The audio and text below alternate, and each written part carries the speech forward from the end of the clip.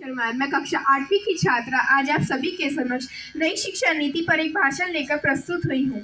नई शिक्षा नीति है आई सबके जीवन में खुशियाँ है लाई, मातृभाषा का हो विस्तार है इस नीति का आधार। हम अपने भाषण की शुरुआत प्रस्तावना से करेंगे।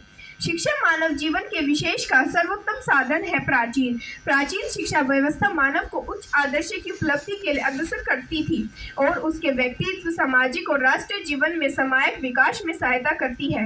नई शिक्षा नीति मौजूद राष्ट्रीय शिक्षा नीति के स्थान पर 29 जुलाई 2020 को अस्तित्व में आई।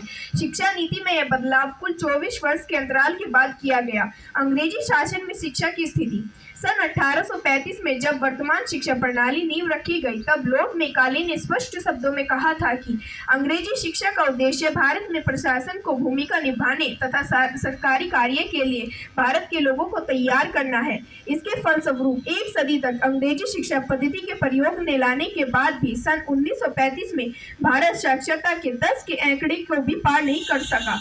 शिक्षा नीति का उद्देश्य। इस शिक्षा नीति का गठन देश को 21वीं सदी की ओर ले जाने के अनुरूप में किया गया है। नए वातावरण में मानव संसाधन के विकास के लिए नए प्रतिमानों तथा नए मानकों की आवश्यकता होगी। नई शिक्षा नीति का उद्देश्य एक बच्चे को कुशल बनाने के साथ साथ जिस भी क्षेत्र में वह रुचि रखता है उसी क्षेत्र में उन्हें प्रशिक्षित करना है। इस तरह सीखने वाले अपने उद्देश्य और अपनी क्षमताओं को पता लगाने में सक्षम होते हैं। नई शिक्षा नीति में शिक्षक और शिक्षा दोनों का परीक्षण प्रक्रियाओं में सुधार दिया जाता है और विद्यार्थी में नकारात्मक की जगह सकारात्मक विचार उत्पन्न करने के लिए प्रयास किया जाता है।